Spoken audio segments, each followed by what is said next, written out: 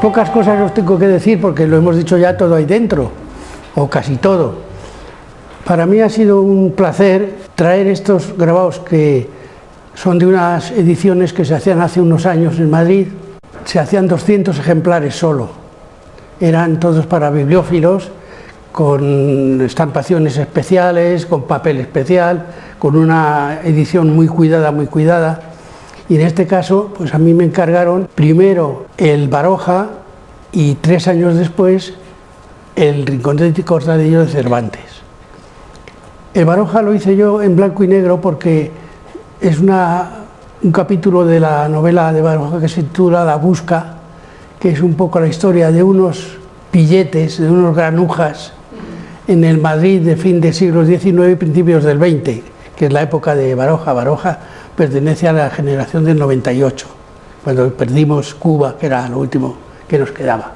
Bueno, pues en esa generación se vivió el drama de perder la última colonia española, de encontrarse España muy rebajada de sus sueños y de sus venturas y desventuras, y Baroja intentó darnos una visión de esa vida a través de 3 pillos, de 3 granujas que viven en el Bajo Madrid, en el Madrid que entonces eran los arrebales de Madrid, ahora ya es dentro de todo. El Cervantes, el Rincón y Cortadillos, es una novela corta, una de las novelas ejemplares, y es también una visión de la hampa, de los bajos fondos, de la granujería, la mendicidad en la España del siglo después de descubierta América, en el 1600 y pico, 1500 y pico. Ahí hay un periodo de grandiosidad de España como nación y como poder, y al mismo tiempo el germen de la pérdida de esa grandiosidad y de ese poder económico, político, religioso, por supuesto. Eso también da lugar a una serie de granujerías también de la época. Coincidieron los dos sin que yo lo propusiera, ni siquiera el editor lo había pensado, en que las dos obras son una muestra de los bajos fondos de esos dos momentos de España. Pero curiosamente, como siempre hace Cervantes, su narración, su novela, es una novela siempre veteada por el humor. Es una ironía. Cervantes presenta en el Rincón y Cortadillo un grupo de sinvergüenzas, de pillos, de ladronzuelos, de media tal, pero organizadísimo, precisamente con un capo que se llama Monipodio, donde cada uno tiene las funciones que tiene que tener. Tú robas, tú atracas, tú asaltas a las mujeres, etcétera, etcétera. Y aquello funciona como una especie de congreso, como estamos casi ahora. Donde hay un sentido irónico. Cervantes se ríe de todo aquello.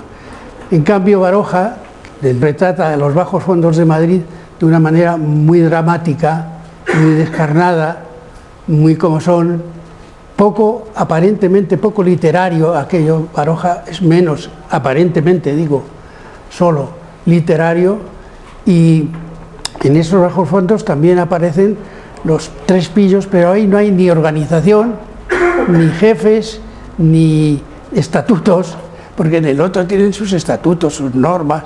Estos no, estos ya son unos muy evolucionados y ya cada uno va por su cuenta.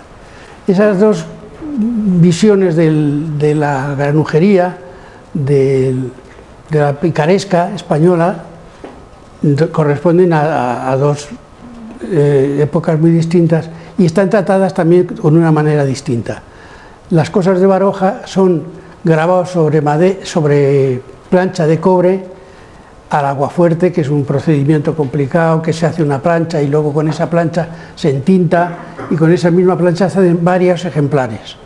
Antiguamente el arte que no veías en tu casa o en tu tierra o en tu iglesia, no lo veías en ningún sitio porque no existía la fotografía y menos la posibilidad de reproducir.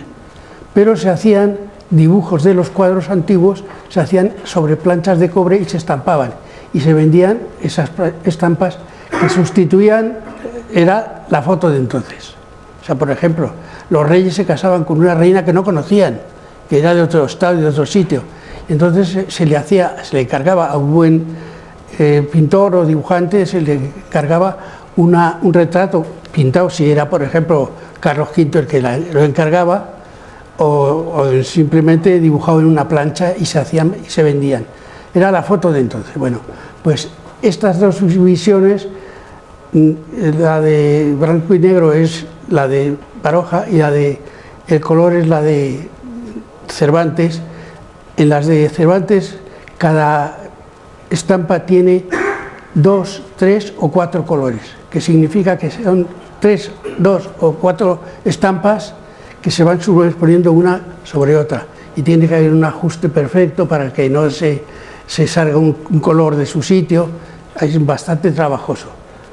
Por eso estos ejemplares se vendieron muy bien. Me confesó el editor que habían sido los más rápidamente vendidos, se agotaron enseguida. Yo tengo 2 ejemplares, estos 2 y otros 2 que tengo en casa y no tengo más, de los 200 que se hacían. Uno iba a la Calcografía Nacional, otro iba a la Biblioteca Nacional, y esto es un poco la historieta. Hay un cervantista, es Luis Astrada Marín.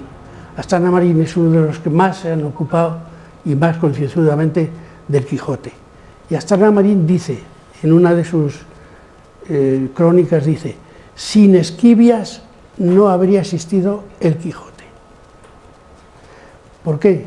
Porque Esquivias en esa época es un lugar, no es una villa, es pueblo, es un lugar donde hay 37 hidalgos, 37 familias importantes. Y en esos 37 había una familia que tenían un antepasado, un marido de una señora que se quedó viuda, que creo que es la madre de Catalina, la que luego será esposa de Cervantes. Pues tenía un pariente que era poeta, había escrito unos versos. Entonces la mujer viuda de este señor se entera de que hay en Madrid un poeta y un literato que es Cervantes, que empieza a darse un poquito a conocer en esa época, y se pone a hablar con él y le dice que venga aquí para que vea lo que ha escrito, lo que escribió el marido, a ver si con su ayuda lo pueden editar, etc.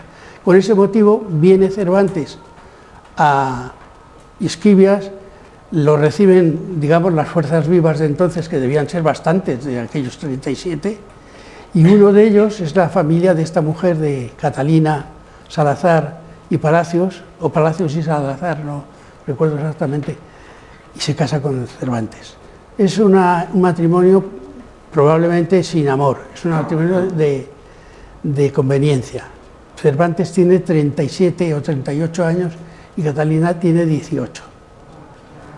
Viven aquí unos 3 o 4 años y Cervantes hace muchas visitas a Madrid, siempre solo, la deja aquí. La vida de Cervantes es casi la del Quijote, o viceversa, el Quijote casi es la vida de Cervantes. Cervantes es un desventurado continuo, todo le sale mal. Está en la cárcel varias veces, pasa 5 años en Argel, su familia tiene sus altos y sus bajos muy comprometidos y muy interesantes, pero aquí en Esquivias, cuando reside, la mujer de Cervantes, Catalina, tiene un antepasado que era un individuo extraño que se desaparecía, se iba por ahí, tenía aventuras, y se llamaba Quijada de apellido, los Quijada.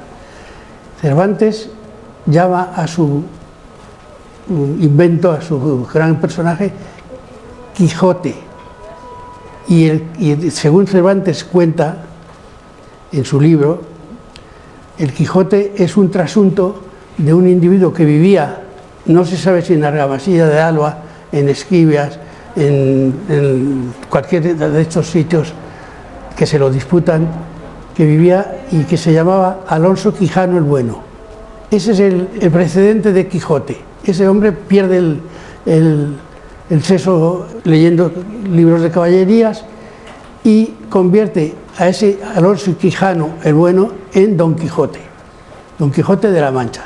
Todos los libros de caballerías de entonces tenían un héroe, el que vencía todo, ganaba todo, era estupendo, impartía justicia, era maravilloso, y Don Quijote dice, pues yo voy a hacer lo mismo, y le sale todo mal.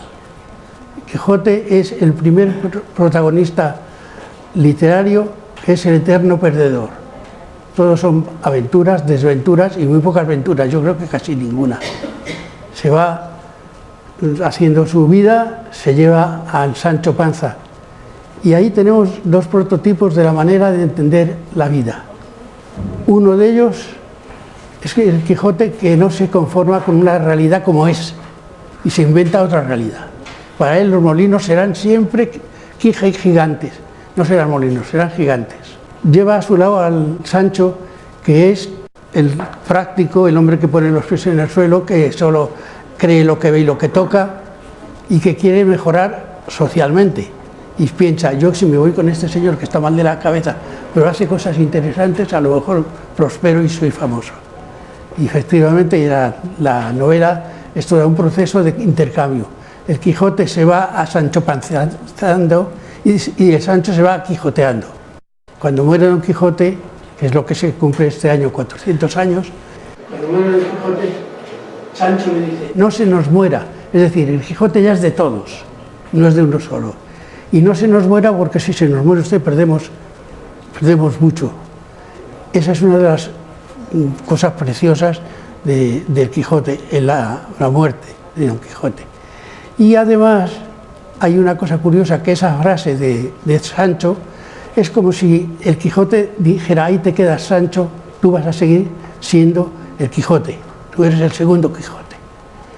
Y eso para mí es una cosa de una belleza y de una profundidad enorme. Yo creo que sería interesantísimo, arriesgado, y lo digo casi con un poco de miedo, que sería interesante hacer una encuesta en España para saber, sin que nadie mienta, cuántos han leído el Quijote entero. Poquísimos, poquísimos. Yo lo he leído siendo de niño en unas versiones que se daban para niños, y luego de mayor pues lo habré leído y lo he vuelto a leer y he vuelto a mirar este capítulo, el otro, el de más allá, pero fundamentalmente es ese mundo partido en dos. Y nada más. Muchas gracias.